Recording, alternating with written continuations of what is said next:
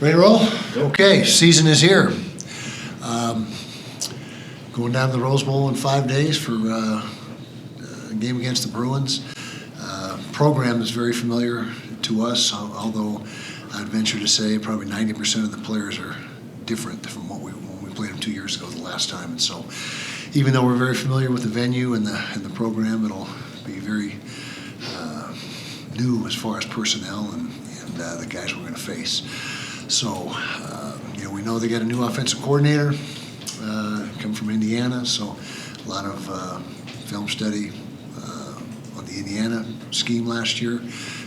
Defense coordinator's back, new special teams coordinator, big, strong, athletic quarterback, transfer from Tennessee. So we're doing, like any opener, there's a lot of unknowns. Even when you're playing a team that has had very little turnover, there's still a lot of unknowns and things that you're going to have to adjust for in game, and not at halftime. Well before that. So there may be some adjustments we have to make, very likely in the first quarter. And typically in an opener, teams that do the best job of that have the best chance of winning. So hopefully we'll be on our game as far as that goes. Okay, Justin says, coming out of fall camp and after last year's struggles, what do you see the identity of the team being this year? Well, there's a lot of new faces, I can tell you that. So 50% of the guys we got, weren't a part of what went on last year. But we're excited about the things we're doing on offense. It's a new scheme and new quarterback, and I think there'll be some hopefully some good stuff. Defense has been very solid all through fall camp, and although they've had some difficulty stopping the offense at times, so hopefully that's a good indicator for our offense. But you never know what you're going to get until you line up and play somebody else. You can only learn so much playing against yourselves. But I know our guys that were here last year and went through that debacle, I guess, for lack of a better word, are excited to get back on the field and get going and try to make a better showing. Now, speaking with that the identity, how important is it to establish that offensive identity in week one as just letting it kind of evolve as the season goes? What's your Well, I think there'll probably be a little of both. We know who we want to be and what the scheme entails and what the emphases are, whatever that word is.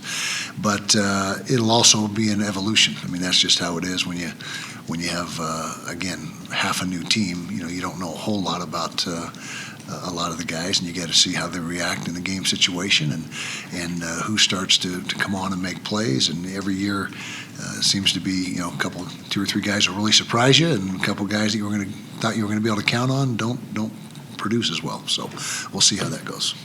Kyle, you kind of already hearkened on just the struggles that you had last year, but I kind of want to go back to the transfer portal.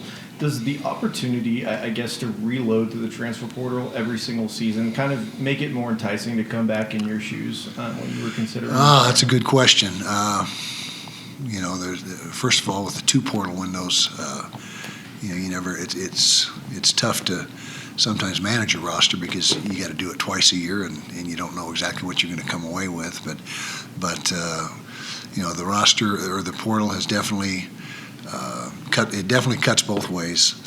We feel like we did a good job in the portal this year, and then of course the finances come into play as well. Portal guys are more expensive than retaining your own guys, and so but you can't just retain your own guys or you'll run out of guys because they'll eventually graduate. You got to continually replenish with new guys.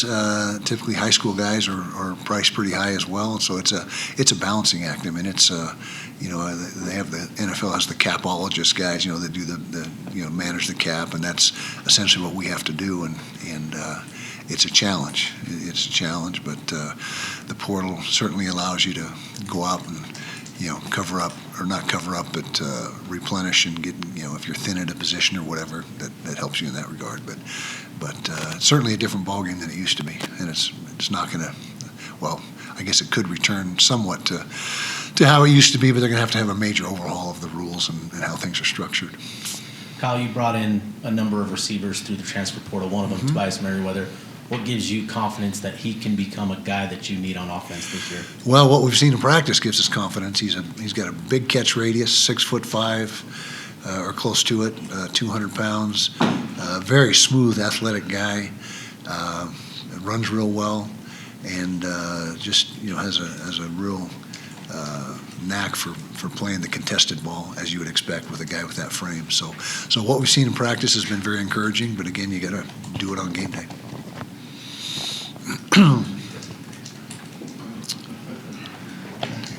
Kyle, you've opened up against FCS opponents and power conferences teams. What are the advantages of opening up against a team like UCLA as opposed to an FCS opponent? Well, get your players' attention right away. They've been pointing towards this game since last January, essentially. So it's a little more of an attention getter in that respect. There's pros and cons, and it's a level playing field. I mean, if they're UCLA's in the same boat, so I don't know if there's a preferred way. If I was going to say what I absolutely prefer, is probably maybe to have a lesser opponent that you can find out who you are early on. But I think everyone probably feels the same way. But I don't know if college is going to ever go to a preseason, like the NFL, and that wouldn't be a bad idea, in my opinion. Have a couple preseason games that don't count on the record. But we'll see. Kyle, you said this is the best offensive line you've had, which brings up the question: how good is UCLA's defensive line, and then their front seven? Yeah, they're good up front. 58, I believe, is the number. That's their best guy. The interior guy is a really good D tackle. And UCLA, they're going to have big, strong, athletic guys. They always do. They always have ever since we joined the Pac-12, and so they never have a shortage of athletes or physicality. So it'll be a big challenge for our guys. But again, I stand by that this, on paper, this is the best offensive line we've had. We got to go out and prove it. But you got two guys that are, hopefully high draft choices, and three seniors inside. I mean, there's no reason why we shouldn't be very solid up front. And that's really the starting point for the offense this year is leaning on that offensive line. Kyle, you've gone through spring, now fall camp. How do you feel about your decision to come back as we hear our game week? Good. I mean, it's if I didn't enjoy it, I wouldn't have come back. If I wasn't having the passion for the game and the energy, and because you better have a lot of energy for this job, that. So no second thoughts whatsoever. I'm excited to get the season going and watch these guys play and see what we can do. UCLA has a similar situation. You guys, new quarterback, new offensive coordinator. What stands out about their offense on film? Well, the quarterback, first of all, you watch him at Tennessee last year, and he's a playmaker. He's he can throw the ball, he can run the ball. He's a true dual threat guy. He's a tough runner too. He's not looking for a place to fall down or step out of bounds. He dips his shoulder and has some physicality to his runs. A lot like our guy, Devin. Devin is the same way. He rushed for over 1,100 or whatever it was last year, and so there's other than stature, Devin's more of a compact guy, thicker, shorter guy, whereas their quarterback is like I said, 6'6" or thereabouts. So, but he's impressive. He's got a big arm and he's a specimen. That's he looks like Cam Newton, got a stature. That's what he looks like out there.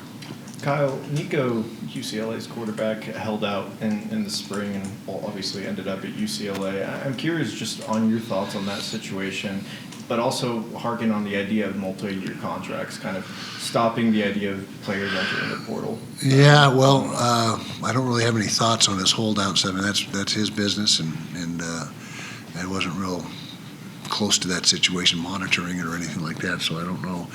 I don't really have a take on that.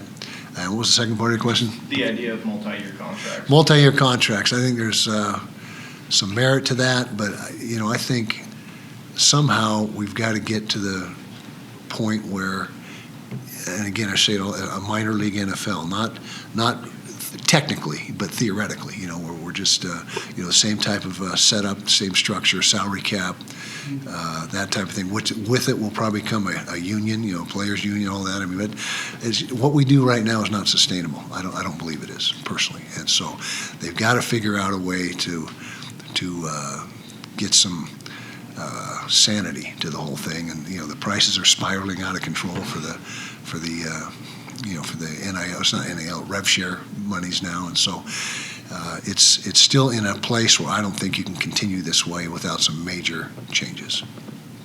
You talked about needing to establish the run with this team, this offense. How important, though, is it to have success with those wide receivers, and what does success look like that way? Well, it's very important, and the way that Devin runs the football, with the quarterback run game, we think that's going to force teams to really load the box in order to be able to combat that, which in turn opens up the throw game, and so they work off of each other, but it's important to be balanced on offense. I don't think it's critical to be really good at one and just both subpar at the other. I think balance is the key to all great offenses, and being able to make teams respect both the run game and the throw game, I think, is what you're looking for. So you mentioned that Nico is a true dual threat quarterback, and you've also used the same phrase to talk about Devin. Mm-hmm. How do you think having Devin as your guys' starting quarterback is going to help this defense, as you go up against a true dual threat quarterback in week one? Help our defense? Yes. Well, they've seen him all spring and all fall, and so and that's obviously a plus for us. We're still, best guess scenario with the coordinator. Is he going to bring everything he did in Indiana to, you say, is there going to be different influences? Like I said, there's a lot of unknowns going into an opener, but certainly helped us because, the Q run game is part of what we do, and so that was obviously something that would be a good preparation aspect for this game. Hello, Coach. Hey, PK. Could you Very stoic and old. could you put a percentage on Devin's design runs as opposed to him improvising? Like what percent of the time he carries the ball will be designed as opposed to per game, say. Yeah, he's very elusive, breaking the pocket, I can tell you right now. So it might be close to 50-50 in that regard as far as design pure QB runs and him just getting out of jams. I'll say 50-50. That's a safe starting point. Kyle, you're getting older now. I sure am. You got Coming that from right. A couple old guys in the back row. Yeah, I agree with that too. How are you different now than you were 3 decades ago? How am I different? Gosh, that's a good question. I've probably mellowed a little bit, I would think. I think if you talk to some of the guys when I first came on board as a head coach, it was very intense and very maybe too intense.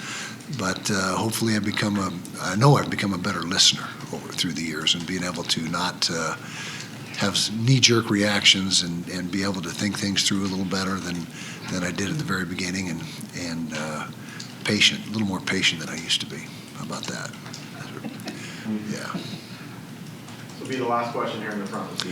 Ooh, Keeler, all right. Coach, the game zero action, there were, with Iowa State and Kansas State, a couple broken down coverages. How important is having experience and chemistry with your defensive secondary against this UCLA Bruin attack? Well, that's always important, and the secondary is the first place that can get you beat. I mean, if you're going to, you give up big plays, and so that's, you blow a gap in a run game, it might be a 15-yard gain instead of a 5-yard gain, but you blow something in the secondary, it's usually a touchdown. So that's obviously a critical component of your defense.